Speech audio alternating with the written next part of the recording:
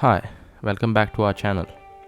So now that we have discussed what are futures in the derivative market, let us understand what are options or options contract in the derivative market. Let's take an example to understand what are option contracts. Imagine there is a real estate developer who is building an apartment complex. He sells some of his flats in under construction state. The buyers buy this flat by paying the builder a booking amount and sign a contract where the total amount to be paid at the time of possession is mentioned. The time of completion is also mentioned and the possession date is mentioned.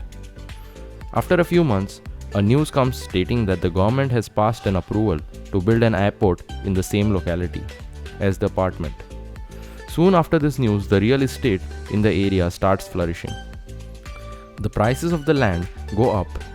A year back where the contract was signed, the land price was 10,000 rupees per square meter and a 2 BHK flat was sold as 30 lakhs.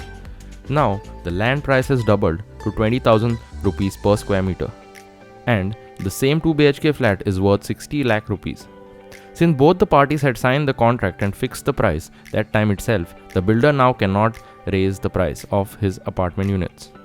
In this scenario, the buyers are at the profitable side, whereas the builder or the seller is at the losing side. With the reference to this example, let us explain the similarities between options contract and the contract mentioned in the example. An option buyer signs a contract with the option seller through a broker to buy the option of a particular underlying asset, which can be indexes or stocks, at the particular price known as the strike price by paying the premium amount. The contracts have a weekly, monthly or multi-monthly expiry. In the above example, an option buyer is the flat buyer. Option seller is the real estate developer. Underlying asset is the land on which the building is built. The strike price is the price the flat is bought. The premium price is the booking amount. And the contract expiry is the time when the contract becomes void and the settlement is done. Now, let us see a scenario where an option seller makes the profit. Let's take the same example. So, the builder sells his apartment units to the buyers and signs a contract by taking the booking amount. After a few months, a garbage dumping area pops up in the vicinity. Whole city's garbage is dumped here, thus making the place less desirable and livable.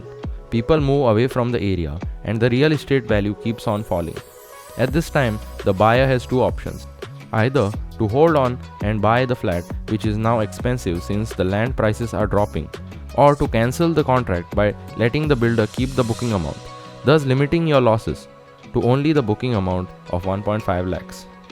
If the buyer signed a contract to purchase the flat of 30 lakh rupees when the land prices were at 10,000 rupees, now after this incident, the land prices have slided down to maybe 7,000 per square meter, which translates to a fall of the flat price to 21 lakhs. If the buyer holds on and buys the flat, he will make a loss of 9 lakh rupees. So, it would be a wise decision to cancel the contract by letting the builder keep the booking amount of 1.5 lakh rupees that he paid during the signing of the contract. In the same way, the option buyer has a risk of losing the premium amount. If he holds on to an option lot till the expiry and it does not hit the strike price, he will lose the premium amount that he has paid to book that options contract. Now, since we have explained you what are options with a real life example, we will try to explain you the technicalities of options contract in the derivative market. If you have liked the video, do give it a like, share and subscribe for more knowledge about the financial world. And also you can follow us on other social media platforms.